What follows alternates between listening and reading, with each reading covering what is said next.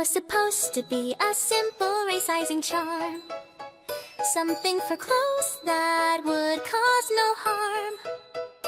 But the spell went sideways and everything shrunk, and my classmate is now small enough to fit inside a trunk. I am standing here in absolute confusion, trying desperately to come up with a solution. I check the spell 3 times, I know I said the words right. The incantation was correct, the hand movements were light. And yet here we are after class with him the size of a mouse and me losing it fast. My victim is looking around like someone gave him the greatest gift, pointing at the bookshelf saying that would be a fun clip. Does he not realize he is now as fragile as a glass figurine? Does he not realize that this is not a good thing? Please stop moving around, you are going to fall. You are currently smaller than my hand. This is not good at all. This academy is full of feet and cats and other things large and mean. Such things are dangerous for the smallest human I have ever seen.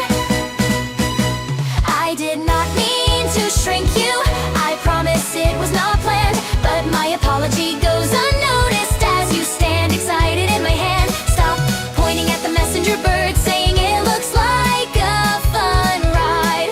I am trying to find the reversal spell, so please stay by my side. Every page I flip through has nothing of use, and it is not helping that you are unconcerned and completely on the loose. I am panicking, this is not an adventure. Please stay still while someone goes and gets a professor. As we wait, I try the reversal incantation 7 different ways. He gets slightly smaller on the 4th, which was not an improvement to my dismay. He says, oh interesting, and leans over the edge of my hand. I say, do not lean so far, and he says, but this perspective makes everything look so great and grand. One of the academy cats jumps up to greet him and he waves at it like a friend. I pull my hand away fast, the only one who seems frightened. My victim laughs and says the whiskers were enormous up close, and I say the teeth behind them is what I fear the most. No, you cannot go in that crack in the wall.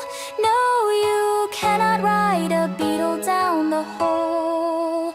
I understand your size makes things new and wide, but you are pocket-sized and I need you to stay alive. I did not mean to shrink you, this was not my design. So please stop focusing on only having a good time. Stop looking at the gap beneath the door like it is a cave. I have tried so many spells and none of them behave. Every attempt I make makes you slightly less tall. This is really not good at all. I cannot do anything more out of fear. You might completely disappear. So let us just wait patiently until someone who knows what to do gets here. You find a crumb beside the desk and hold it over your head and say, this is the biggest biscuit you have ever seen in your life. I tell you that is not funny with the frown. You say from where you are standing it is the funniest thing around. You cross the desk to a small paper plane and climb on. I lunge across the desk and catch you just before you scoot off the edge and are gone. You say you nearly had it and that riding it would have been grand. I say from now on you are not leaving my hand. I did not mean to shrink you, so wait until this is sorted out. You are going to hurt yourself exploring all about every reversal charm I know has failed or made things worse. You went from mouse size to tack size, which is going in reverse. The professor will soon be here, so just stay still and wait.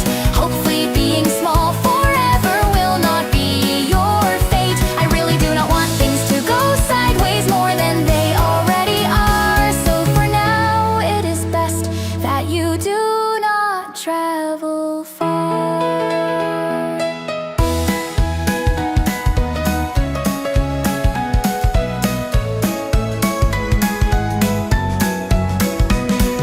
Professor pinches the bridge of her nose and tries to remain calm.